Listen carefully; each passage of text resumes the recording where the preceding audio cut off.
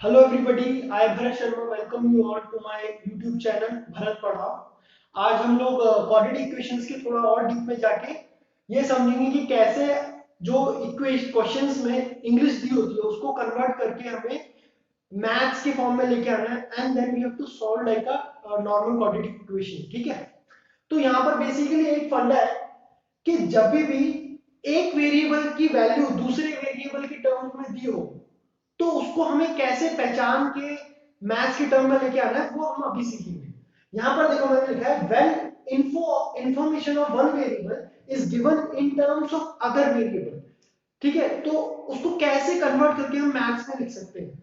अब यहां पर ये देखिए कि length of rectangle is twice of its width. अब लेंथ की वैल्यू विड्थ के टर्म में दी हुई है। फर्स्ट वेरिएबल क्या है लेंथ, सेकंड वेरिएबल क्या है विड्थ। ठीक है, तो क्या बोला है कि लेंथ दो गुना है किसके, विड्थ के। तो यहां पर हम अगर विड्थ को x ले लेते हैं, ठीक है, तो अगर विड्थ x हो गई तो लेंथ क्या हो जाएगी 2x, क्योंकि यहां पर बोला है कि लेंथ जो है वो दो गुना है विड्थ के। तो हो गया सॉल्व ये तो।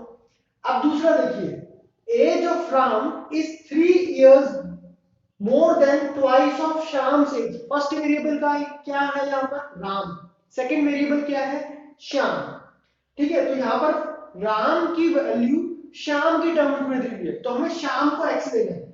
श्याम को एक्स ले लिया तो राम क्या हो जाएगा, राम बोला है कि 3 साल बड़ा है जो श्याम की दो गुना एज है उससे। तो श्याम की एज एक्स है तो दो गुना एज क्या हो जाएगी 2x, और उससे भी 3 साल बड़ा है तो 2x+3 हो जाएगा, तो ये राम की वैल्यू हो जाएगी। ठीक है, तो इस तरीके से आपको एक्सरसाइज 4.1 में क्वेश्चंस मिलेंगे, आपको इंग्लिश को कन्वर्ट करके मैथ्स में लेके आना है। ठीक है,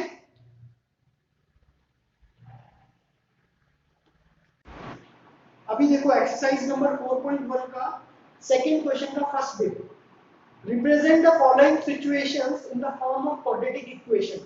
हमें सिर्फ क्वाड्रेटिक इक्वेशन बनानी है, सॉल्व नहीं करनी है। ठीक है, तो इसका फर्स्ट बिट क्या है, देखो क्वेश्चंस में नीचे डालने की कोशिश करूंगा या तो फिर आप बुक खोल के देखिए। The area of rectangle plot is 528 metre square. तो एरिया दिया हुआ है, एरिया ऑफ रेक्टेंगल दिया है 528 मीटर स्क्वायर। अब देखो मैंने आपको थोड़ी देर पहले बताया था कि दो वेरिएबल होते हैं और पहले वेरिएबल की वैल्यू दूसरे वेरिएबल की टर्म्स में दी होती है। इस क्वेश्चन में भी सेम लिखा है, the length of plot is one more than twice of its breath.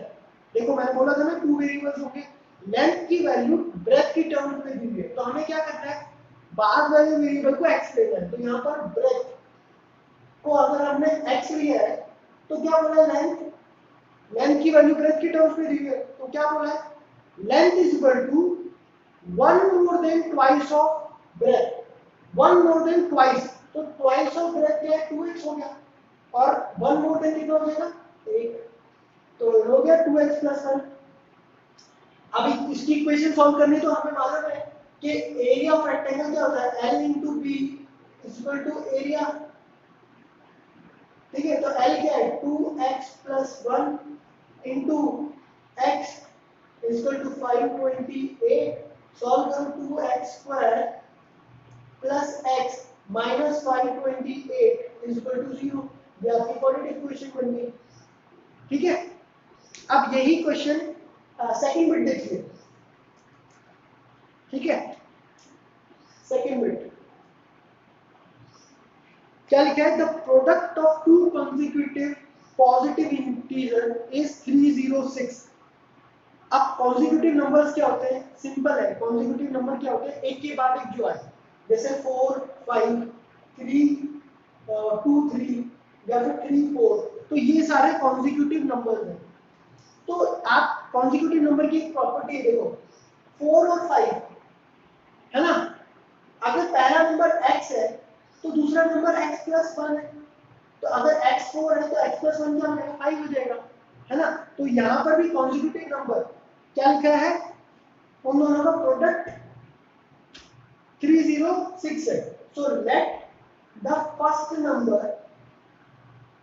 Number be x अगर फर्स्ट नंबर x है तो उसके बाद वाला नंबर ऑब्वियसली सेकेंड नंबर क्या हो जाएगा, x+1 हो जाएगा, x+1।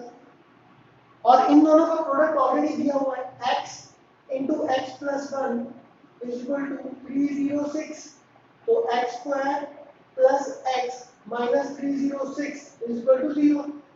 फॉर्म हो गया। इसको दूसरी तरीके से भी लिख सकते हैं। अभी देखो आप क्या करो, सेकंड नंबर को x ले लो, तो पहला नंबर क्या होगा, उससे एक नंबर पहले होगा ना, तो x - 1 होगा। ठीक है, ये दूसरी तरीके से। अगर बाद वाले नंबर को x लिया है तो पहला वाला नंबर क्या हो जाएगा, उससे एक कम, तो x - 1। और इन दोनों का प्रोडक्ट क्या होगा, x - 1 into x is equal to 306, x² minus x is equal to 306।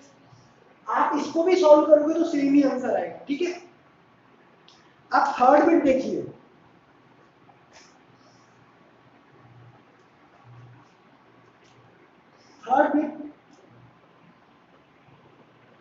Third bit में लिखा है Rohan's mother is 26 years older than him। तो यहाँ पर दो वेरिएबल है, कौन है, एक तो रोहन और उसकी मम्मी। तो पहला वेरिएबल क्या है, ये बहुत इंपॉर्टेंट है, रोहन की मम्मी। ये लिखा है, रोहन नहीं लिखा, रोहन की मम्मी मतलब मदर की एज। मदर पहला वेरिएबल है, सेकंड वेरिएबल रोहन है। ठीक है, रोहन सेकंड वेरिएबल है। तो क्या बोला है, रोहन की मम्मी की एज 26 इयर्स ज्यादा है किससे, रोहन की एज से। तो रोहन की एज अगर x है तो रोहन की मम्मी कितनी हो गई, x + 26। मैंने आपको यही बोला था ना कि फर्स्ट वेरिएबल की वैल्यू सेकंड वेरिएबल की टर्म में दी होती है, तो सेकंड वेरिएबल को हमें x लेना होता है। तो यहाँ पर हमने रोहन को x लिया और रोहन की मम्मी x + 26 हो गई। अब क्या बोला है, the product of their age, इन दोनों को इनटू करने पर 360 आता है, पर कब आता है, 3 साल बाद। ऐसा लिखा हुआ है क्वेश्चन में, the product of their age 3 years from now. अभी उनकी age, present age, present age कितनी है, प्रेजेंट एज है x + 26 एंड x। तो 3 साल बाद, 3 years फ्रॉम नाउ,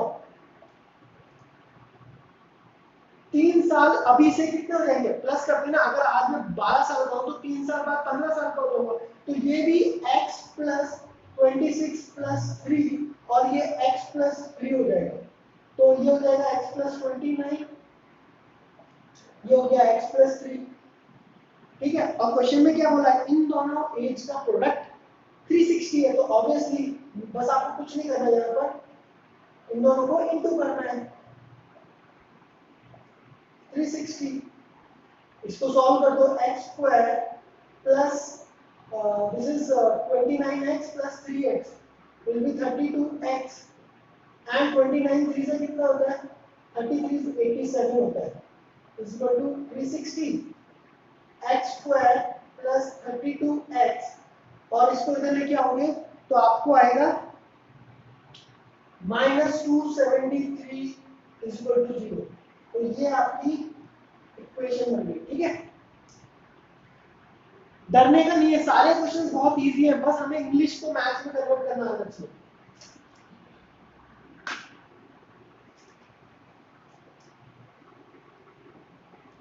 अभी देखो इसी का फोर्थ बिट देखिए, ये बहुत अच्छा क्वेश्चन है, ये पक्का एग्जाम में आ सकता है। इसमें ये भी बोलेगा कि सॉल्व करो। A train travels a distance of 480 km at a uniform speed। सो हमें मालूम है, 9th क्लास में पढ़ा था कि स्पीड, डिस्टेंस और टाइम का क्या रिलेशन होता है।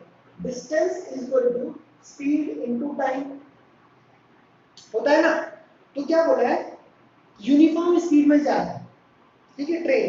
If the speed has been 8 kilometre less, मतलब जो स्पीड है वो अगर 8 किलोमीटर लेस हो गई, पहले s की स्पीड वो 8 किलोमीटर लेस कर दी, तो मतलब s - 8, तो क्या होगा, टाइम 3 घंटा ज्यादा हो जाएगा। ऑब्वियसली आप स्पीड को धीरे करो तो टाइम बढ़ेगा ना, तो यहाँ पर भी टाइम क्या हो गया, रिड्यूस हो गया।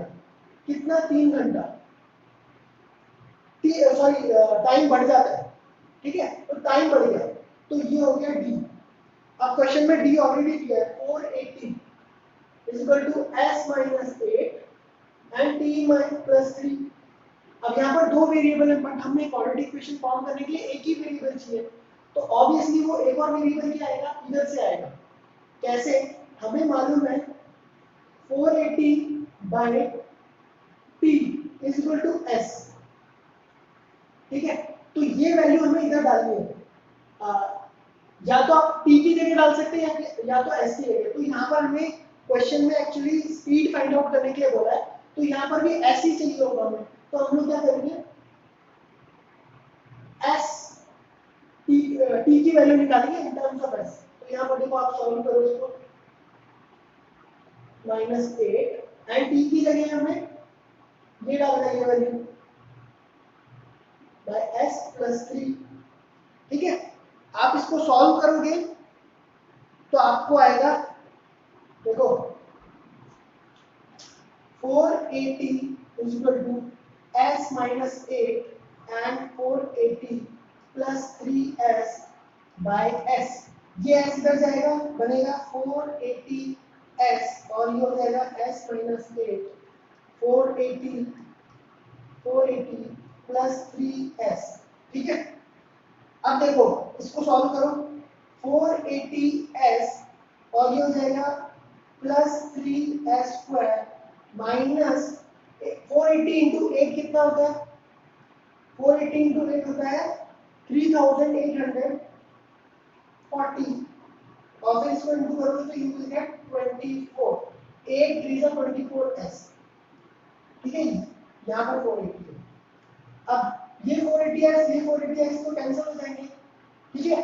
फाइनली आप जब इस इक्वेशन को सॉल्व करोगे तो आपको बचेगा s स्क्वायर माइनस 8s